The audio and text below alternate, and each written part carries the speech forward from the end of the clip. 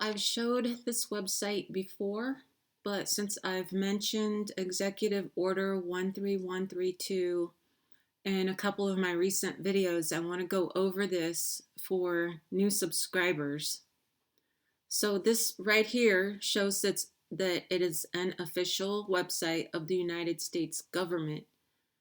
If you go to some of the other websites of the United States, it doesn't have this up here. So you have to be careful whether or not you're looking at an official website or a website by an instrumentality that's allowed to use a .gov portion of the address in it, but it's not an quote unquote official website of the government. Okay, now this is an important website to look at. It's www.reginfo.gov. You can look around in here, and this is where it'll show when forms go through the approval process. When forms are even if an instrumentality or an actual constitutional federal agency wants to propose the use of a form or update a form, it has to go through an approval process. And the approval process is documented on this website, Office of Information and Regulatory Affairs, Office of Management and Budget. Now, the reason why it goes to the Office of the Management and Budget is because they do an accounting of how much it cost to approve the form, to use the form. So when the form's put out into what they call the fleet for the federal government to use, there's a time that goes along with the amount of time that it takes to fill out a form. And then the federal government has to pay people according to how long it takes them to fill out the form. Now, I'm not talking about it's going to pay you to fill out a form. I'm talking about how it figures out how much to pay civil servants who work for the federal government when they have to fill out so many forms. Okay, so the W-4 is used by the instrumentalities. Okay, it does not cite a law on it. It cites 26, a Title 26 Internal Revenue Service. That's not how you cite a law when it comes to the federal government and its proper law citations. A proper law citation would be like 1 U.S.C. section such and such. If Title 26 was a law, it could only be cited as 26 U.S.C. section and then whatever section. When they write it out as 26 or Federal Code 26 or Federal Title 26, United States, or what do they call it? Internal Revenue Code or Internal Revenue Service. That's not how they cite a law. And so you know right away that that's not a law. Okay, so in the approval process for these forms, it has on there whether or not the form complies with the Constitution or whether it's a contract. If it's a contract, it'll say federalism, no. If it conforms to the ideas of federalism, meaning its Constitution, it'll say federalism, yes. So if it's a constitutional form, it can only be used by those people who work for the federal government. And then it's a federal form, an actual federal form. And it goes through the actual federal offices. Okay, so when it's used by an instrumentality and doesn't cite a law, it's used by a corporation to try to get you to pay taxes so that they can send that money to the FDA, the CDC, the FBI, the CIA, all these agencies that are not constitutional agencies and have no power or authority. They're private. They are private corporations. Some people will have you believe that there's no such thing as a private citizen, but how can there be private corporations if there's no such thing as a private citizen? The instrumentalities are called quote unquote private or quasi-public, quasi-private, yet there's no private citizen to run a private corporation. That makes no sense. If there's private property, there has to be private people holding those private properties. Those people do not have to fill out any federal forms, okay? If you had to fill out a federal form, it would be constitutional, in which you really wouldn't be required to fill out a form, okay? Because it would just be a law. So Executive Order 13132, sometimes it comes up, sometimes it doesn't. I'll probably have to go and just search for it. But maybe it works for you. Some other people tell me that it works for them. It never works for me. I think this one was signed by Clinton.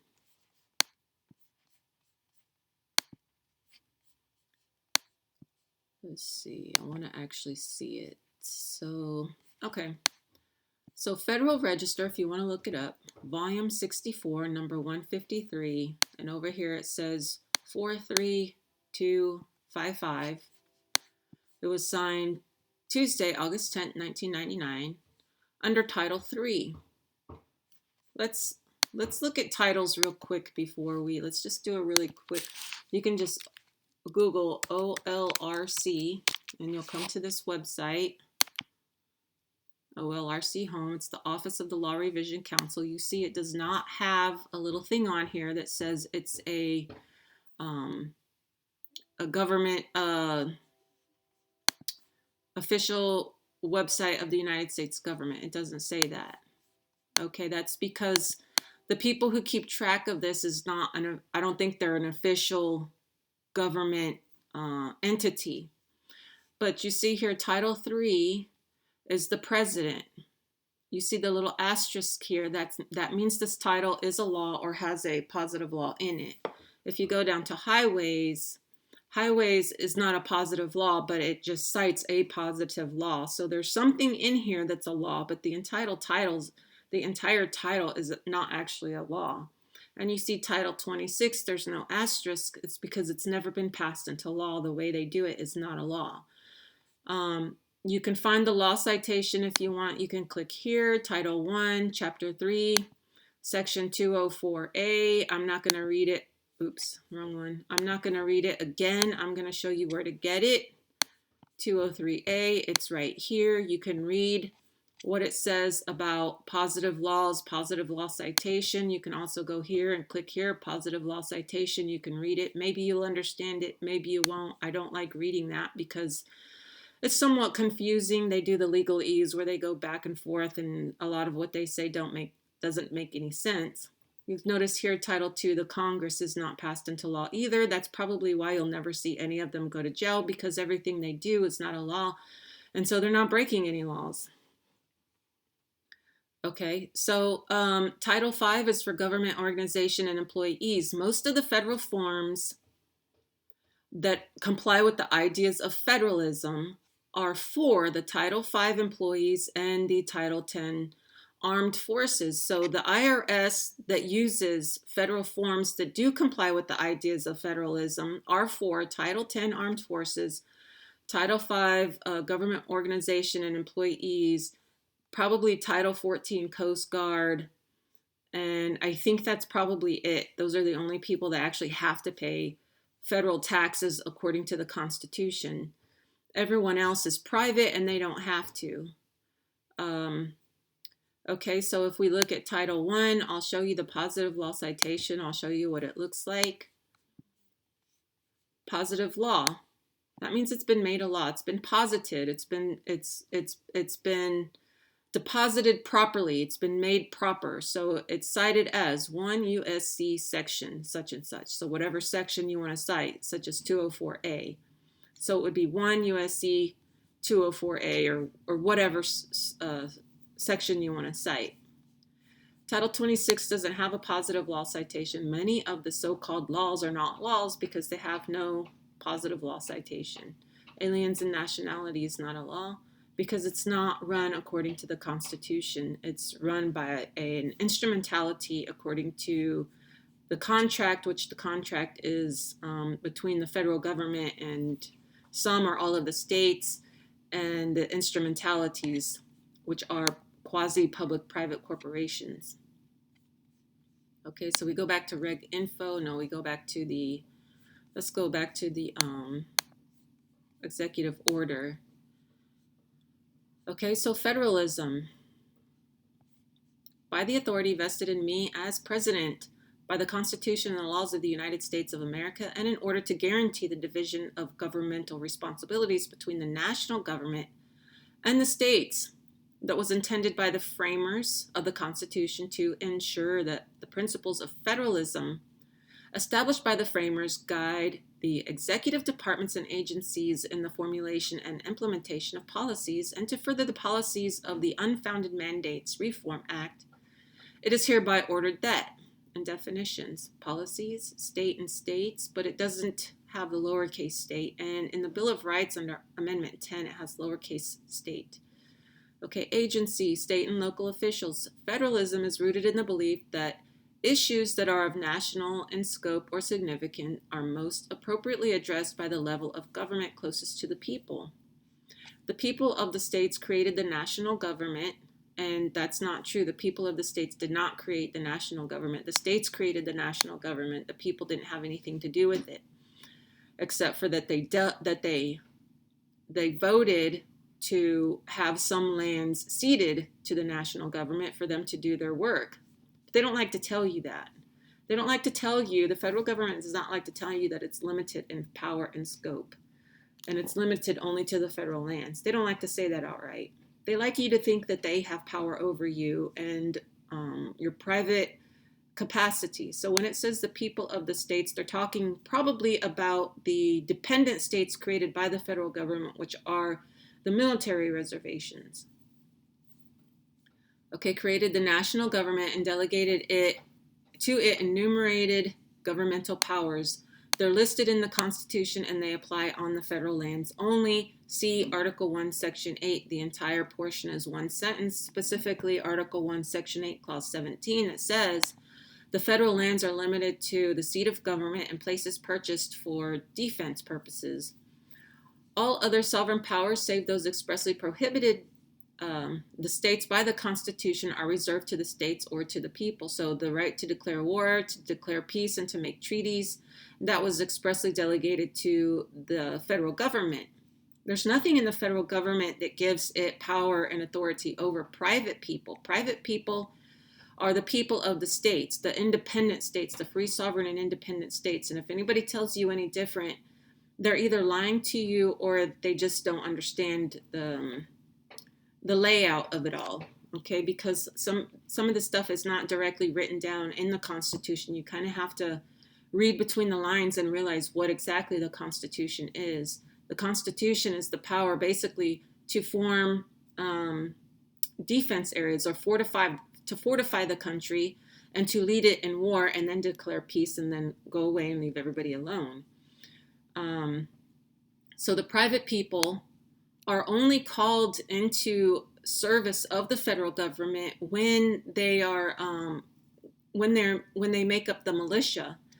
The people of the militia are called privates, and they're called into service of the United States. And over time, they've changed. During the Revolutionary War, they were called privates, and then during the Civil War, they were called privates, and then over time, they've separated the privates into age groups, and then they started calling them different things, and then over time, they've just changed the names of what they're called. So they're no longer called privates, even though they're the voluntary military that make up the enlisted class and non-commissioned officers of the United States, Army and Navy, Land and Naval Forces under Title 10. The constitutional relationship among sovereign government, state and national, is inherent in the very structure of the Constitution and is formalized in the protection of the 10th Amendment to the Constitution. The people of the states are free, subject only to restrictions in the Constitution. Okay, the people, the only time the people are mentioned in the Constitution is when they're called into service of the United States as a militia. Okay. There's there's not really any restrictions in the Constitution. So the people of the states are free, subject only to the restrictions. Well, what restrictions? If they're not any, then they're never subject to the to the Constitution or the federal government. Okay, and the Constitution, if we were, then they wouldn't need our signature on everything. They wouldn't need us to give our approval for them to put their boots on our throats. In the Constitution itself or in constitutionally authorized acts of Congress, well, the constitutional authorized acts of Congress, they apply to the federal people on the federal lands. There's nothing in there that applies to private people. Okay, the people of the states they must be only talking about the people on the federal lands, being the militia and the enlisted class of persons, which includes the non-commissioned officers, to define the moral, political, and legal character of their lives. Okay, so that's just a weird statement. The framers recognized that the states possess unique authorities, qualities, and abilities to meet the needs of the people and should function as laboratories of democracy. Okay, so on and so forth, and you can read this yourself. I think we go down to G. Acts of the national government, whether legislative, executive, or judicial in nature, that exceed the enumerated powers of the government under the Constitution violate the principle of federalism established by the framers. So then when you go back to Reg Info and you look through some of their forms that they approve in their approval process, most of them that they push out onto the private people, they show that they do not comply with the ideas of federalism. And I just told you what federalism was.